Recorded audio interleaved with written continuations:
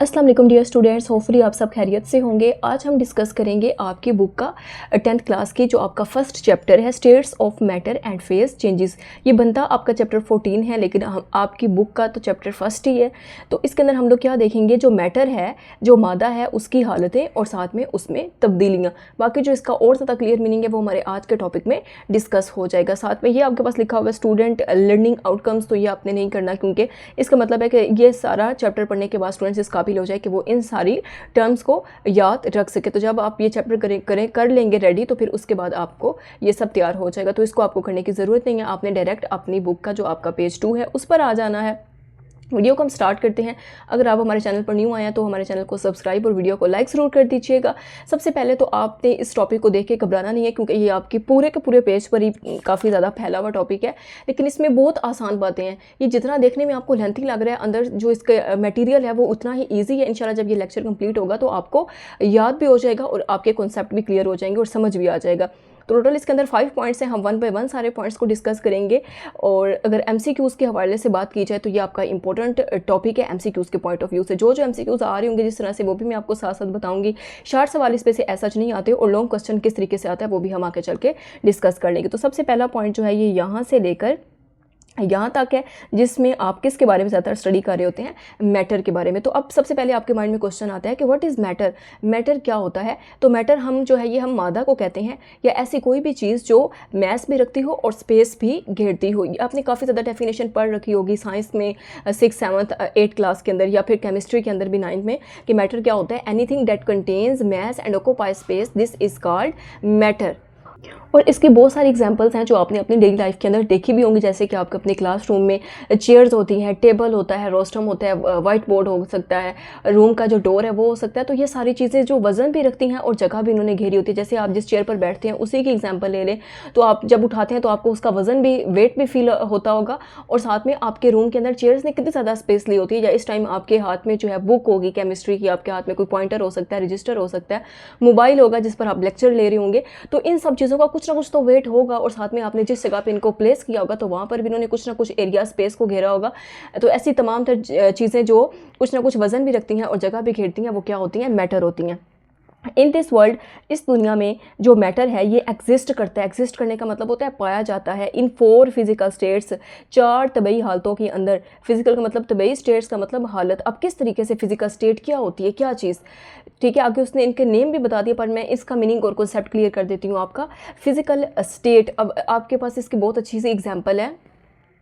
आपने ना जो आपकी 9th क्लास की केमिस्ट्री थी वहाँ पर भी आपने पढ़ा होगा, आप ना 2 स्टेट्स के बारे में पढ़ते थे, फिजिकल और केमिकल। अब फिजिकल जो होती है ना, असल में ये आप लोग के पास आउटवर्ड अपीयरेंस होती है, और केमिकल जो होती है ये अंदर वाली इंटरनल होती है।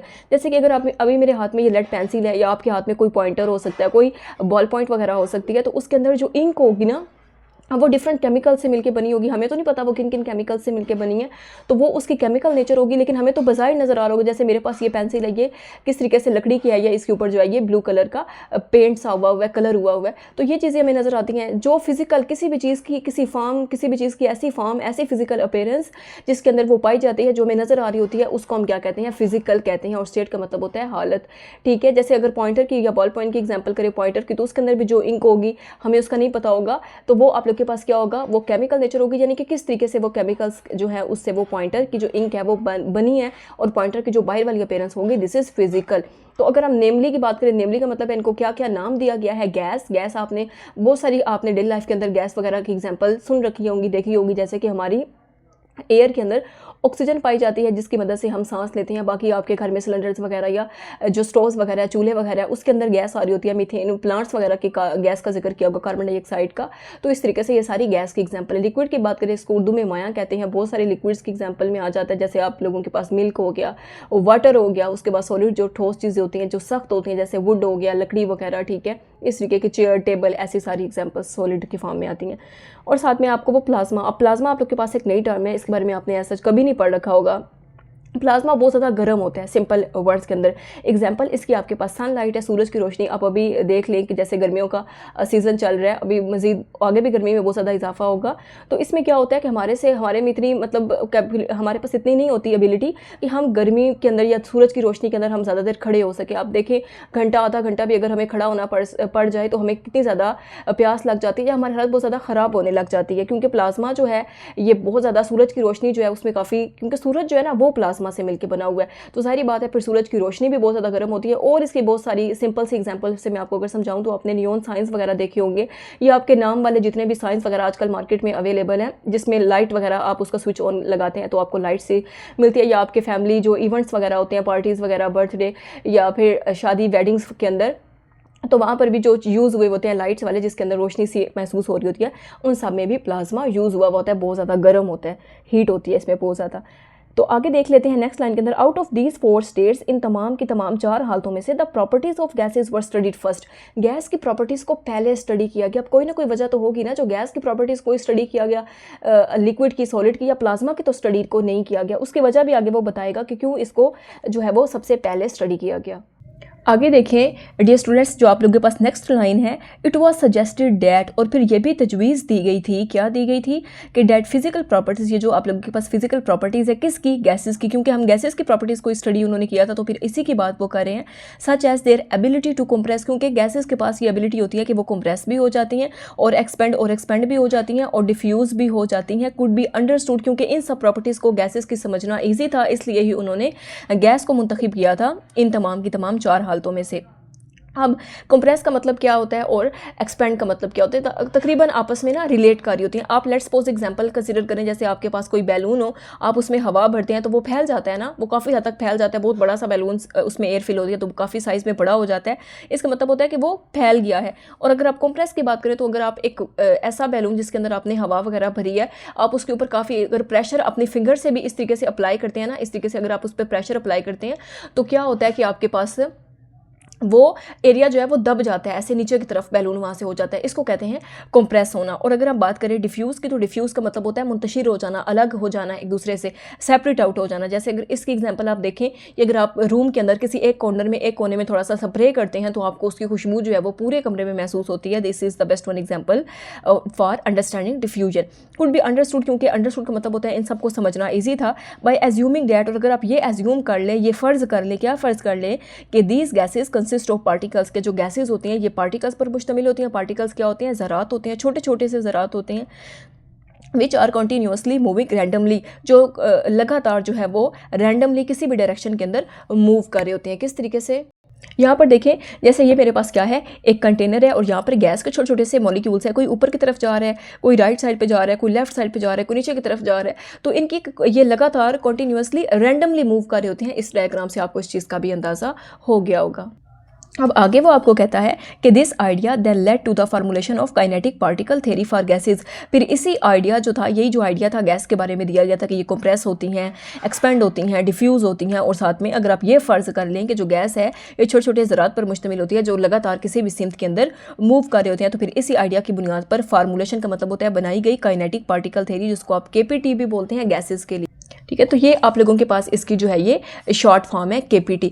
अब अगर हम बात करें, ये पहला पॉइंट जो था इसमें कुछ भी नहीं था, बहुत सिंपल सी बातें थी। क्या बताया गया था आपको कि जो मैटर है इस दुनिया के अंदर वो 4 तवीई हालतों में पाया जाता है, 4 फिजिकल स्टेट्स के अंदर पाया जाता है। वो 4 फिजिकल स्टेट्स भी आपको बताएंगे, गैस, सॉलिड, लिक्विड और प्लाज्मा। फिर उनमें से गैस की जो प्रॉपर्टीज़ थी, फिजिकल प्रॉपर्टीज़ जो थी गैस की, उनको स्टडी किया गया उसकी सबसे पहले, क्योंकि उसकी भी कुछ ना कुछ तो वजह होगी। उसकी वजह यही थी, गैसेज जो है इनके पास एबिलिटी होती है कि आप इनको कंप्रेस भी कर सकते हैं, एक्सपेंड भी कर सकते हैं और डिफ्यूज़ भी कर सकते हैं। और अगर हम ये एज्यूम कर लें कि जो गैस होती है छोटे छोटे पार्टिकल्स पर मुश्तमिल होती है, जो रैंडमली किसी भी सिमत के अंदर जो है वो कंटिन्यूसली मूव कर रहे होते हैं, और फिर इसी आइडिया यही जो आइडिया था इससे फार्मूलेशन की गई किसकी, काइनेटिक पार्टिकल थ्योरी की। तो इस टॉपिक के अंदर कुछ भी मुश्किल नहीं है। ये जो इतनी आप लोगों के पास 6 लाइंस थी, इसमें बात तो सिर्फ सिंपल सी थी। क्या बातें थी, कुछ भी नहीं थी। मैंने अलग पॉइंट्स भी लिखे हैं, रजिस्टर पर नोट डाउन किया है, मैं आपको दिखा देती हूँ। तो आप करना चाहें तो कर सकते हैं, या रीड आउट कर लीजिएगा। तो आपका जो लेक्चर है इंशाल्लाह वो ये सुनने के बाद यहाँ से लेक्चर आपको ये वाला टॉपिक तैयार हो जाएगा, और इंशाल्लाह आपको ये आपके एग्जाम तक याद रहेगा, क्योंकि हम कॉन्सेप्ट के साथ क्लियर आपको मैं करवाऊंगी। हर एक लफ्ज़ का हम मीनिंग बताऊंगी आपको। तो हम हर चीज़ इंशाल्लाह इसी तरीके से कवर भी करेंगे और क्लियर भी करते जाएंगे। डियर स्टूडेंट्स, यहाँ पर आप लोग देखें तो ये जो टोटल जो है इसके अंदर 5 पैराग्राफ्स आपको देखने को मिलते हैं। सबसे पहले matter, then kinetic particle theory, जो आप नेक्स्ट पॉइंट पढ़ने जाएंगे ना, अभी आपकी बुक में पढ़ रहे होंगे, वो काइनेटिक पार्टिकल थ्योरी का होगा। और फिर मजीद इसके अंदर आप 3 सब टॉपिक्स को पढ़ते हैं। वो रिलेटेड तो काइनेटिक पार्टिकल थ्योरी के ही होते हैं, लेकिन उनकी थोड़ी सी फॉर्म अलग होती है। जैसे आप काइनेटिक पार्टिकल थ्योरी देखेंगे इन टर्म्स ऑफ गैसेज, फिर आप काइनेटिक पार्टिकल थ्योरी देख रहे होंगे इन टर्म्स ऑफ लिक्विड्स, फिर आप काइनेटिक पार्टिकल थ्योरी देख रहे होंगे इन टर्म्स ऑफ सॉलिड्स। अब यहाँ पर हमने मैटर के बारे में जो डिस्कस किया है, मैं वो आप लोगों को बता देती हूँ। ठीक है, मैटर के बारे में यहाँ पर देख सकते हैं, जो फर्स्ट पॉइंट है आपके पास। तो इसके बारे में आप लोग देखें कि जो मैटर है ये एग्जिस्ट करता है in this world 4 physical states, solid, liquid, gas and plasma. उसमें से गैसेस को आर स्टडीड फर्स्ट बिकॉज उसकी वजह ये थी कि gases have ability to compress, expand and diffuse. And if you are या if we assuming that gases जो है कंसिस्ट ऑफ पार्टिकल्स, ठीक है, that are continuously randomly move, जो रैंडमली कॉन्टीन्यूसली मूव कर रहे होते हैं। और दिस आइडिया में led to the formulation of kinetic particle theory. आप जो बुक में लिखा हुआ वो भी कर सकते हो, और अगर ये सारे पॉइंट्स भी याद रख लेते हैं तो ये आपका पूरे का पूरा टॉपिक तैयार हो जाता है एज इट इज़ आपकी बुक वाली सेम वर्डिंग के अंदर। तो यहाँ पर अब हम डिस्कस करते हैं डियर स्टूडेंट्स आपकी बुक का सेकंड पॉइंट, जो कि यहाँ से लेकर यहाँ तक है। और इसके अंदर आप सिंपल किस चीज़ को स्टडी कर रहे होंगे, काइनेटिक पार्टिकल थ्योरी को, इस चीज़ को हम डिस्कस कर रहे होंगे। अब क्या इस टॉपिक के अंदर बताया गया है कि kinetic particle theory not only, ना सिर्फ एक्सप्लेन्स, ये वजाहत करती है ऑल द लॉज, तमाम तर कवानीन की, which govern the behaviour of gases, जो ना सिर्फ बिहेवियर जो मतलब होता है गैसेज का रवैये को बयान करते हैं, बल्कि इट आल्सो एक्सप्लेन्स, ये बयान कर रही होती है the composition of liquid and solid states of matter. जो आप लोगों के पास 2 स्टेट्स हैं ना, गैसेस के बारे में तो बयान करती है, हम ऑलरेडी पढ़कर आ चुके हैं क्योंकि उनको उसने सबसे पहले स्टडी किया गया था। देन आप लोगों के पास ये लिक्विड और सॉलिड की जो स्टेट्स ऑफ मैटर है ना, 2 स्टेट्स ऑफ मैटर है, सॉलिड और लिक्विड, उनकी कंपोजिशन का मतलब होता है कोई भी चीज़ किस चीज़ से मिलकर बनी हुई है, ठीक है, ये लफ्ज़ कंपोजिशन कंपोज से निकला है। And the inter conversion of all the 3 states, और फिर इन 3 स्टेट्स की इंटर कन्वर्जन का मतलब होता है कि इनमें किस तरीके से चेंजिंग्स आ रही हैं, तब्दीली आ रही है। उसके बाद आप लोग देखें कि दिस इज़ नेचुरल, ये बिल्कुल फितरी तौर पर है, because all the 3 states are distinct in their physical properties, क्योंकि ये बिल्कुल फितरी तौर पर है कि ये जो आप लोगों के पास 3 physical states, solid, liquid, gases वाली, ये फिजिकल प्रॉपर्टीज के हिसाब से एक दूसरे से डिफरेंट है। यहाँ पे आप डिस्टिंक्ट भी कर सकते हैं, आप डिफरेंट भी कर सकते हैं, ओनली वाइल, जबकि there chemical nature remains the same, जबकि इनकी केमिकल नेचर बिल्कुल सेम है। इसके लिए ना आपके पास वाटर वाली एग्जांपल है। आप देखें कि आपने किसी एरिया, थोड़ी सी किसी जगह पर आपने बर्फ़ रखी है, फिर एक गिलास में पानी रखा है, और फिर आपने किसी पैन के अंदर जो पानी बॉईल किया है आपने वो रखा है। तो आप देखे होंगे जो पानी बॉईल हुआ होगा उसमें से स्टीम या भाप की सूरत में बाहर निकल रहा, स्टीम बाहर निकल रही होगी, ऊपर की तरफ हवा में उठ रही होगी, और जो पानी आपने गिलास में रखा होगा वो एज इट इज़ मौजूद होगा। जो बर्फ़ होगी वो भी आपके पास काफ़ी हार्ड फॉर्म में होगी। तो क्या इनकी आप लोग के पास केमिकल नेचर डिफरेंट है? बिल्कुल भी नहीं डिफरेंट, इनकी केमिकल नेचर सेम होगी तीनों की, बिकॉज तीनों के तीनों वाटर है, इनका फार्मूला H2O है, ठीक है। इनकी केमिकल नेचर जो है वो बिल्कुल सेम है, हाँ फिजिकली ये एक दूसरे से डिफरेंट है। अब गिलास वाले पानी की और शेप है, जहाँ से स्टीम निकल रही है पानी में से, वो सारी बात एक अलग बिहेव कर रहा है, और जो बर्फ़ है वो एक अलग से बिहेव कर रही है। तो ये आप लोग के पास इसकी बेस्ट वन एग्जांपल है कि their chemical nature remains the same but their physical properties are different. Example में वो भी आपकी बुक वाला भी आपको दे रहा है। For example, water in all these 3 physical states remains chemically the same, ठीक है, द सेम कंपाउंड के जो वाटर है वो 3 जो उसकी फिजिकल स्टेट्स हैं उसके अंदर जो क्या है कि वो बेशक डिफरेंट है, लेकिन उसकी जो स्टेट्स है केमिकल वाली उसके अंदर वो सेम है, ठीक है। इस लाइन का मतलब यही बनता है कि water in all it's 3 physical states remains chemically the same. वो केमिकली की बात कर रहा है कि केमिकली वो सेम है, ठीक है, रिमेन्स द सेम कंपाउंड। अब कंपाउंड क्या होता है? कंपाउंड ऐसा सब्सटेंस होता है जो आपके पास 2 या 2 से ज़्यादा एलिमेंट्स से मिलकर बना होता है। अब वाटर की एग्जाम्पल ले लें। अब आप लोग के पास वाटर जो है उसका फार्मूला H2O होता है, यानी कि वो हाइड्रोजन और ऑक्सीजन से मिलकर बनता है, इसलिए वाटर आप लोगों के पास क्या है? एक कंपाउंड है। इस टॉपिक की बात करें तो इसमें भी आपको बहुत सिंपल सी बातें बताई गई। क्या बताया गया इसके अंदर? यही बताया गया ना कि जो काइनेटिक पार्टिकल थ्योरी होती है ये ना सिर्फ गैस के तमाम तर लॉज को बयान करती है जिसके अंदर गैसों का रवैया बयान किया जाता है, बल्कि आपके पास जो है वो कंपोजिशन भी बताती है किस किस की, लिक्विड और सॉलिड की, जो आपके पास स्टेट्स ऑफ मैटर है। सारी बात है, सारी हमने ऊपर पढ़ा ना, 4 स्टेट्स ऑफ मैटर है, सॉलिड, लिक्विड, गैसेज और प्लाज्मा। साथ उन्होंने आप लोगों को ये भी कहा कि दिस इज, और बल्कि उनकी आपस में इंटर कन्वर्जन को भी बताती है, मतलब उन स्टेट्स में कौन कौन सी तब्दीलियां आ रही हैं उनको भी बताती है, और वो किस तरीके से जो आप लोग के पास लिक्विड और सॉलिड है वो उनकी कंपोजिशन क्या है और उनके दरमियान इंटर कन्वर्जन क्या है वो भी आपको बताती है। फिर आपको ये बताया गया कि ये बिल्कुल नेचुरल है बिल्कुल नेचुरल है कि जिनकी फिजिकल प्रॉपर्टीज़ होती हैं वो आपस में डिफरेंट होती हैं, बट इनकी केमिकल नेचर सेम होती है। आप सिंपल इसके अंदर वाटर भी लिख सकते हैं, बाकी अगला कुछ ना भी लिखे तो आपका गुजारा चल जाएगा। आप सिंपल एग्जाम्पल लिखकर ईजी लिखकर यहाँ पर ये जो वाटर है इसको भी लिख सकते हैं। ठीक हो गया। तो जो पॉइंट्स मैंने सेपरेट आप लोगों के लिए लिखे हैं वो मैं आपको एक नज़र दिखा देती हूँ ताकि आप लोगों के लिए और ज़्यादा आसान हो जाए इस टॉपिक को भी तैयार करना, जो आपका सेकंड यहाँ पे पॉइंट बनता है। ठीक है डियर स्टूडेंट्स, यहाँ पर देखिए अब आपको ये टॉपिक यहाँ पे और ज़्यादा इजीली आसानी से आप लोगों को याद हो जाएगा कि जो केपीटी है यानी कि जो काइनेटिक पार्टिकल थ्योरी है, नॉट ओनली का मतलब है ना सिर्फ ये एक्सप्लेन करती है all the laws of gases, but या आप यूँ भी लिख सकते हैं it also explains the composition of liquid and solid states of matter and its या and their inter conversion of all the three states वही सॉलिड लिक्विड जो आप लोग के पास गैसेज होती हैं। और उसके बाद आप लोग ये भी लिख सकते हैं कि their physical properties are different, आप यहाँ पर डिफरेंट भी कर सकते हैं but they have same chemical nature. Example में वाटर आप लोग यहाँ पर लिख सकते हैं। थोड़ा सा मैं रजिस्टर को ऊपर करती हूँ, यहाँ पर देखें ठीक है कि इनकी जो फिजिकल प्रॉपर्टीज़ है वो तो डिफरेंट है बट केमिकल नेचर सेम है। सिंपल वाटर H2O आप इसकी एग्जांपल लिखते हैं, या सिंपल फार्मूला नहीं तो आप वैसे भी WATER वाटर भी लिख सकते हैं। तो इस पॉइंट के अंदर भी क्या मुश्किल था, कुछ भी नहीं मुश्किल था, बस ये 2-3 लाइनें या 2-3 लफ्ज़ ही थे जो आपने याद रखने हैं। तो अब हम डिस्कस करेंगे आपका जो थर्ड पॉइंट है, ये आप लोगों ने यहाँ से लेकर इसको आपने तैयार करना है यहाँ तक। ठीक है, ये टेम्परेचर तक, और इसके अंदर वो किस चीज़ को यहाँ पर जो है वो बात कर रहा होगा आपकी बुक के अंदर, गैसेस की, किस तरीके से कि काइनेटिक पार्टिकल थ्योरी आप गैसेस के लिहाज से या के हवाले से बताएं, या फिर वो आपसे ये भी कह सकता है कि जो काइनेटिक पार्टिकल थ्योरी है ये आप यहाँ से यहाँ तक करेंगे, लिक्विड की फॉर्म में बताएं, लिक्विड की सूरत में बताएं, या फिर वो आपसे ये भी पूछ सकता है कि जो काइनेटिक पार्टिकल थ्योरी है ये आगे नेक्स्ट पेज पर भी जाएगा इन टर्म्स ऑफ सॉलिड की सूरत में बताएं, तो फिर आपने यहाँ पर लिखना होगा। अब बात कर लेते हैं यहाँ से जो हमने डिस्कस किया काइनेटिक पार्टिकल थ्योरी के ये वाले 2 पॉइंट्स, तो इसमें से ऐसा कोई इतना इंपॉर्टेंट MCQs नहीं है, बस वो आपसे मैटर की फिजिकल स्टेट्स के बारे में पूछ सकता है, तो आपको बताना होगा कि वो कितनी है, 4 फिजिकल स्टेट्स हैं। बस ये आप लोगों ने यहाँ से MCQs के लिए याद रखना है। डियर स्टूडेंट्स, यहाँ पर मैंने इसको अंडरलाइन भी कर दिया MCQs के लिए 4 फिजिकल स्टेट्स। बाकी यहाँ से अभी तक ऐसा कोई शॉर्ट सवाल आपका नहीं बनता और ना ही कभी ऐसा कभी आया है। काइनेटिक पार्टिकल थ्योरी वो आपसे एज अ लॉन्ग क्वेश्चन में पूछ सकता है, वो फुल भी आपको कह सकता है एक्सप्लेन करने के लिए, या वो आपको कह सकता है कि लिक्विड्स के बारे में बताएं काइनेटिक पार्टिकल थ्योरी, गैसेस के बारे में बताएं, या फिर वो तीनों के बारे में, सॉलिड के बारे में भी कह सकता है। तो अब हम अपना जो थर्ड पॉइंट है उसको डिस्कस कर लेते हैं। लेकिन एक चीज़ आपने हमेशा ऐड करनी है जब भी आप काइनेटिक पार्टिकल थ्योरी वाला क्वेश्चन कर रहे हो कि जो काइनेटिक पार्टिकल थ्योरी है, ठीक है, according to kinetic particle theory gases क्या मतलब आगे वो पूरा टॉपिक बयान करना शुरू कर देंगे।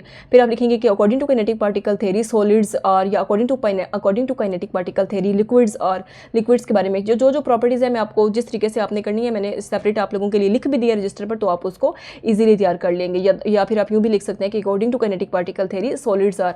तो अब हम सबसे पहले गैसेस को डिस्कस कर लेते हैं जिसको उन्होंने भी चुना था स्टडी करने के लिए, इसकी कुछ खासियत की कंप्रेसिबिलिटी, एक्सपेंड और डिफ्यूज़ होने वाली प्रॉपर्टीज़ की वजह से। तो हम भी देख लेते हैं कि भाई ऐसी क्या गैसेस में उनको खास बात नज़र आई थी, तो अब हम यहाँ से मज़ीद इस चीज़ को क्लियर भी कर लेते हैं। तो according to kinetic particle theory gases are composed of particles, gases जो है ये छोटे छोटे पार्टिकल्स पर, ज़रात पर कंपोज होती है, उससे मिलकर बनी होती है, which are in continuous state of random motion, जो हमेशा जो है कॉन्टीन्यूसली रैंडम मोशन के अंदर मूव कर रहे होते हैं। ये वही लाइन है जो हमने यहाँ पर डिस्कस की थी ना, कॉन्टीन्यूसली जो है रैंडमली मूव कर रहे होते हैं।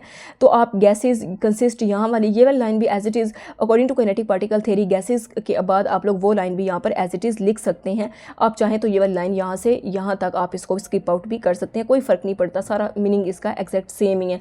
अब यहाँ से इस जो पॉइंट है ना असल, उसकी बात शुरू हो जाती है कि the pressure exerted by gas, वो प्रेशर जो एक्सर्ट करती है, लगाती है कौन, gas, is due to the collisions of particles, किस वजह से, इज़ ड्यू टू का मतलब होता है वजह से, कोलिजन्स ऑफ इट्स पार्टिकल्स, इसके ज़रात की कोलिजन्स की वजह से, टकराव की वजह से, किस जगह टकराव की वजह से, with the wall of the container, container जो है आप लोगों के पास उसकी दीवारों के साथ जो ज़रात हैं उनके टकराव की वजह से प्रेशर एक्सर्ट करता है कौन, गैस एक्सर्ट करती है प्रेशर उस दीवारों पर कंटेनर की, क्योंकि पार्टिकल्स आपस में कोलाइड कर होते हैं, उनमें कोलिजन हो रही होती है। यहाँ पे मैं आपको दिखा भी देती हूँ किस तरीके से। तो डियर स्टूडेंट्स, यहाँ पर आप लोगों को ये एक डायग्राम नज़र आ रही होगी। असल में क्या है, ये एक कंटेनर है और इसके अंदर क्या है, गैस के पार्टिकल्स है, काफ़ी डिस्टेंस पर होते हैं, दूर दूर होते हैं। ये ऊपर इसके पिस्टन लगा हुआ है, एक ढक्कन लगा हुआ है, ठीक है, एक लेट सा लगा हुआ है, मूव ऑन होता है ना, ठीक है, हम इसको मूव कर सकते हैं ये यहाँ पर। अब अगर आप क्या करते हैं, आप इस पर प्रेशर अप्लाई करते हैं, तो प्रेशर अप्लाई करने से क्या होगा, जाहिर सी बात है, अब गैस है अंदर, जैसे बैलून पर आप प्रेशर लगाते हैं तो वहाँ से उसका एरिया अंदर की तरफ जो है वो धंस जाता है। यहाँ पर भी जो पिस्टन है, अगर हम इसके ऊपर प्रेशर अप्लाई करेंगे तो ये भी नीचे की तरफ मूव ऑन कर जाएगा। सारी बात है, अब पहले क्या था, एरिया ज़्यादा था तो पार्टिकल्स भी दूर दूर थे, अब पिस्टन नीचे आया है, एरिया उसका जो है कंटेनर का कम हुआ है तो पार्टिकल्स भी एक दूसरे के करीब आएंगे। ये आपने फिजिक्स में रिलेशन भी पढ़ रखा होगा, ठीक है, प्रेशर और एरिया का जो आपस में इनवर्स रिलेशन होता है। अब यहाँ पे जो पार्टिकल्स एक दूसरे के करीब करीब आएंगे तो सारी बात है उनमें कोलिजन ज़्यादा होने शुरू हो जाएगी, वो ज़्यादा दूसरे से टकराएंगे। इस दौरान ही वो जो ये कंटेनर है इसकी दीवारों के साथ टकराएंगे और फिर वो एक प्रेशर सा एक्सर्ट होगा गैस की तरफ से, ठीक है। जैसे आपने लाइन पढ़ी थी कि the pressure exerted by gas due to collision of particles between the walls of the container. तो ये वाली लाइन है, इसको आपने एज इट इज़ करने एग्जाम्पल भी आपको दे दिया, तो आई होप कि आपको ये लाइन अच्छे से क्लियर आउट हो गई होगी। अब नेक्स्ट देखें, सिंस चूंकि या जबकि the pressure of gas in a container, जो गैस का जो प्रेशर है कंटेनर के अंदर does not change with time at constant pressure, वो बिल्कुल भी चेंज नहीं होता एट कांस्टेंट टेम्परेचर। ये बड़े इंपॉर्टेंट पॉइंट है, इसको आपने याद रखना है ताकि आप लोगों के लिए लाइन याद रखनी आसान हो जाए। आप कंफ्यूज हो रहे होंगे ये क्या अजीब सी लाइन आ गई, पहले तो लाइन्स बड़ी सिंपल सी थी।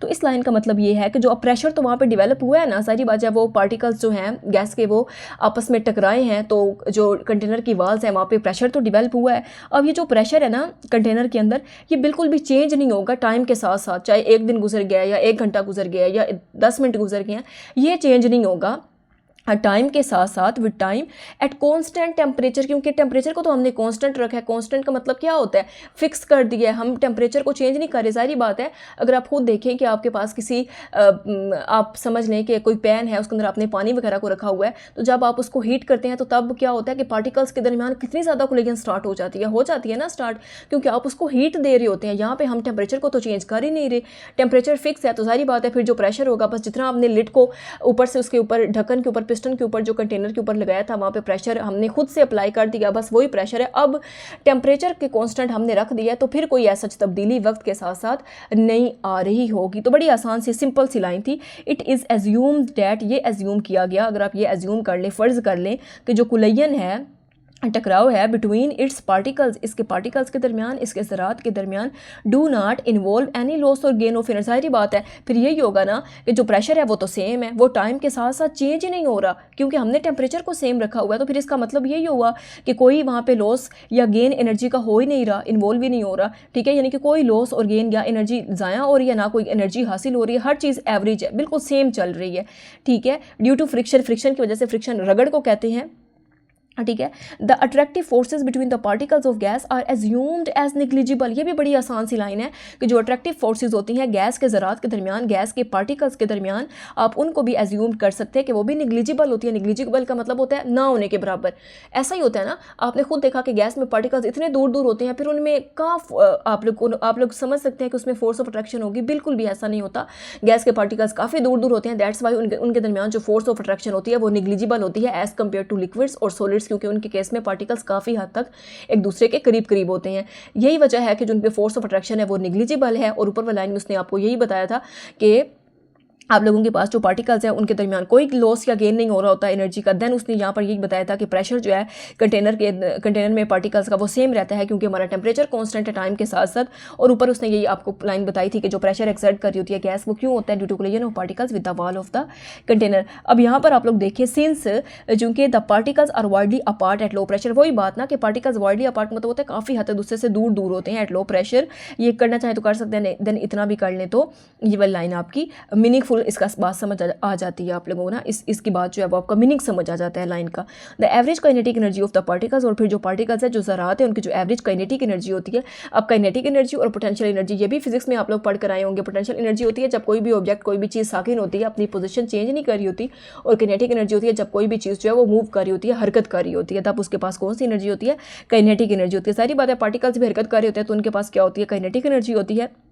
It's is directly proportional to temperature, और ये डायरेक्टली प्रोपोर्शनल होती है किसके, टेम्परेचर के, मेजर्ड ऑन केल्विन स्केल। अब आपने ये स्केल के बारे में पढ़ रखा होगा, आपके पास 2 स्केल होते हैं, केल्विन के अंदर भी आप कुछ भी मेजर कर रहे होते हैं टेम्परेचर वगैरह, या फिर आप सेल्सियस के अंदर भी मेजर कर रहे होते हैं, बट ज़्यादा एक्यूरेट जो है वो केल्विन स्केल माना जाता है अकॉर्डिंग टू गैसेस, या इस तरीके से जब हमने कुछ प्रेशर वगैरह मेजर करना होता है।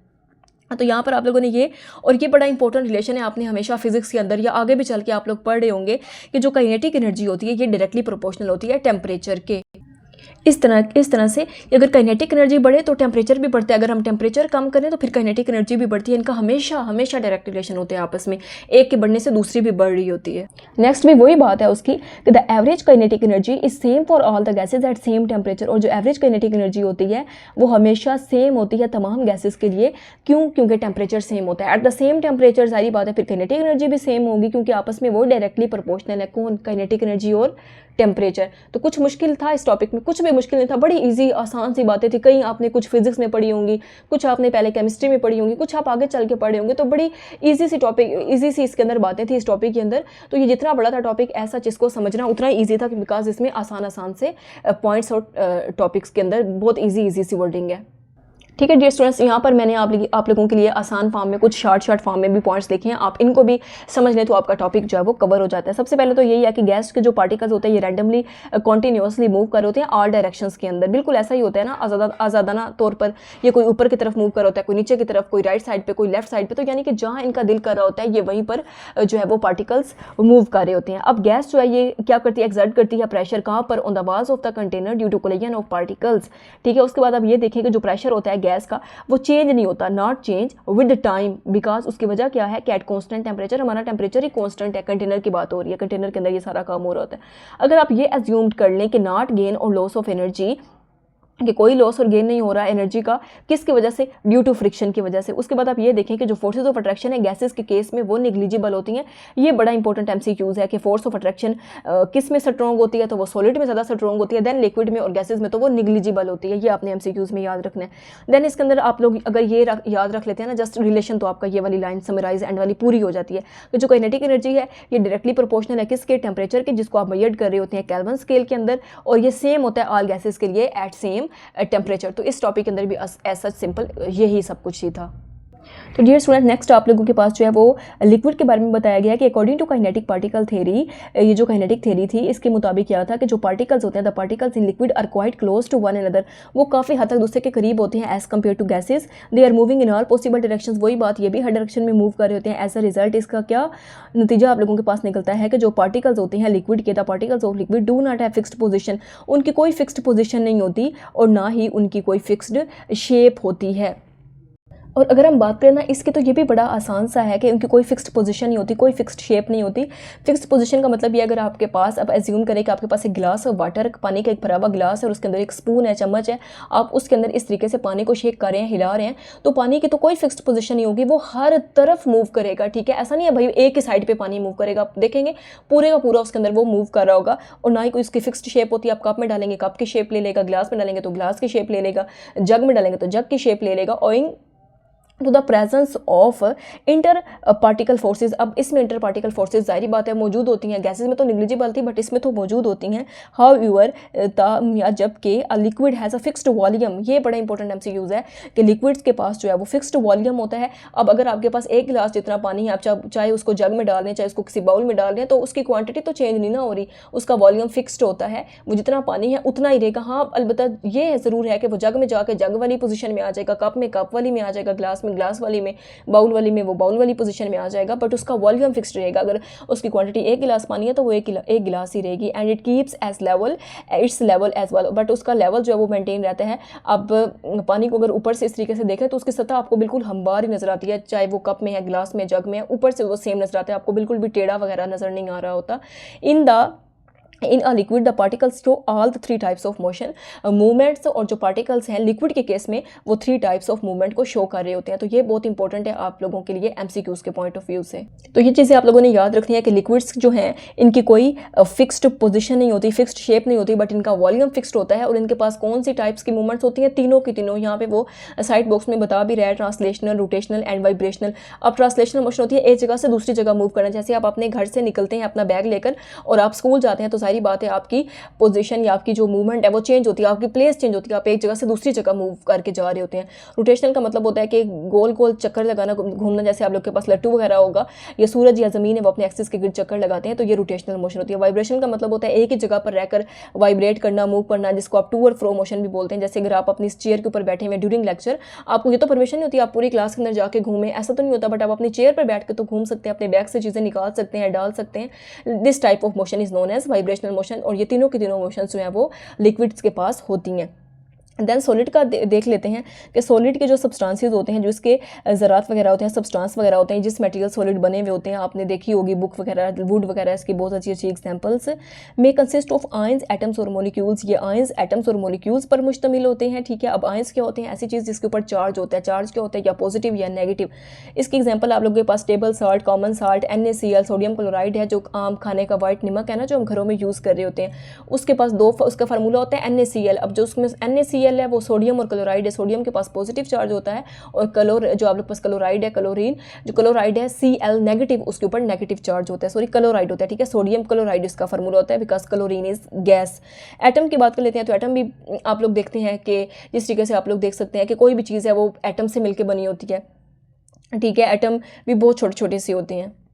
आप ऐसे भी समझ सकते हैं कि जो आप लोग के पास एटम होता है ना, ये बिल्डिंग ब्लॉक होता है मैटर का। मैटर कोई भी हार्ड चीज़ हो सकती है, ऐसी चीज़ जो जगह भी घेरती हो, वजन भी रखती हो। जैसे आप कह सकते हैं house is made up of BRICS, या फिर आप ऐसे भी कह सकते हैं कि matter is made up of atoms. इस तरीके से आप इसको देख सकते हैं। और मॉलिक्यूल्स की एग्जांपल, तो जैसे एक वाटर एक मॉलिक्यूल है जो हाइड्रोजन और ऑक्सीजन से मिलकर बना होता है। तो according to kinetic particle theory के अंदर सॉलिड के इसके केस में क्या होता है कि जो इंटर पार्टिकल फोर्स होती हैं इन सॉलिड के substances are so much strong, वो बहुत स्ट्रॉन्ग होती है। ये आपने MCQs के अंदर याद रखना है।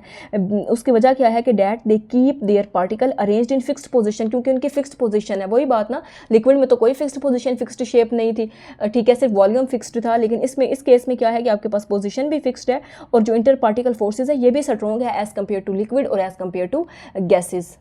यहाँ पर देखिएगा डियर स्टूडेंट्स, नेक्स्ट पेज पर दीज पार्टिकल्स, ये जो ज़रात होते हैं, पोजेस का मतलब होता है ये रखते हैं वाइब्रेशनल मोशन ओनली। ये चीज़ आपने MCQs में याद रखनी है कि जो आप लोगों के पास सॉलिड के केस में जो पार्टिकल्स होते हैं उनके पास कौन सी मोशन होती है? वाइब्रेशनल मोशन ओनली, सिर्फ यही होती है इनके पास, ठीक है। बाकी दो नहीं होती, ट्रांसलेशनल और रोटेशनल। उसके बाद वो कहते हैं कि दीज ये जो है रिस्ट्रिक्टेड मूवमेंट्स, रिस्ट्रिक्टेड का मतलब होता है मुकम्मल आज़ादी नहीं होती इनकी मूवमेंट के पास, क्योंकि जाहिर बात इनकी पोजिशन भी फिक्स्ड है, ठीक है, इनकी शेप भी फिक्स्ड है।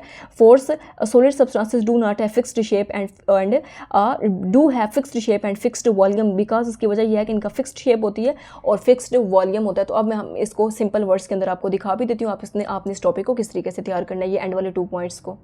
डियर स्टूडेंट्स, यहाँ पर आप लोग देख सकते हैं लिक्विड के केस में जो पार्टिकल्स हैं ये एज कम्पेयर टू गैसेस के निस्बत कुछ कुछ करीब है, लेकिन सॉलिड में तो आके ये बहुत एक दूसरे के करीब हो जाते हैं, काफ़ी कंजेस्टेड हो जाते हैं। यहाँ पर देखिए लिक्विड के केस में क्या होता है कि जो पार्टिकल्स होते हैं quite close to each other, और उसके बाद क्या होता है कि ये पार्टिकल्स होते हैं मूव कर रहे होते हैं इन ऑल पॉसिबल डायरेक्शंस के अंदर। उसके बाद ये MCQs में आता है कि इनकी कोई फिक्स्ड पोजीशन नहीं होती, डू नॉट, और ना ही कोई फिक्स्ड शेप होती है, बट वॉल्यूम फिक्स्ड होता है, ठीक है। ये देखें, कोई फिक्स्ड शेप नहीं होती, वॉल्यूम इनका फिक्स्ड होता है, और ये शो कर रहे होते हैं 3 टाइप्स ऑफ मोशन, जिसको पार्टिकल्स के दरमियान जो इनकी फोर्सेस होती हैं वो भी काफ़ी हद तक पाई जाती हैं, लेकिन गैस के केस में निग्लिजिबल होती हैं। ये जो यहाँ से यहाँ तक है ना, ये तो आपने MCQs के अंदर जो है इसके पॉइंट्स याद रखने। अब सॉलिड के केस में देख लें क्या होता है कि ये very close to each other particles जो होते हैं सॉलिड जो है ये काफ़ी हद तक स्ट्रॉन्ग होते हैं, बिकॉज इनकी पोजीशन फिक्स्ड होती है, इनकी शेप फिक्स्ड होती है, इनका वॉल्यूम फिक्स्ड होता है। इनके केस में ऑलमोस्ट हर चीज़ फिक्स्ड ही हो रही होती है, और इनके अंदर एक ही मोशन होती है जिसको आप वाइब्रेशनल मोशन कहते हैं। तो आपने इसको जो है वो याद रखना है MCQs के हवाले से, ये काफ़ी हद तक इंपॉर्टेंट है। यहाँ पे मैंने लिख भी दिया है कि ये इंपॉर्टेंट है आपके MCQs के लिए। यहाँ पे हमारा लेक्चर भी खत्म होता है। अगर आपको हमारी वीडियो पसंद आई है, आपको लेक्चर समझ आया है, तो लेक्चर को हमारे इस वीडियो को लाइक और हमारे चैनल को सब्सक्राइब करना ना भूलिएगा। Thanks you so much for watching. Stay connected. अल्लाह हाफिज़। दुआ में याद रखिएगा मुझे भी और अपना भी बहुत सारा ख्याल रखिएगा।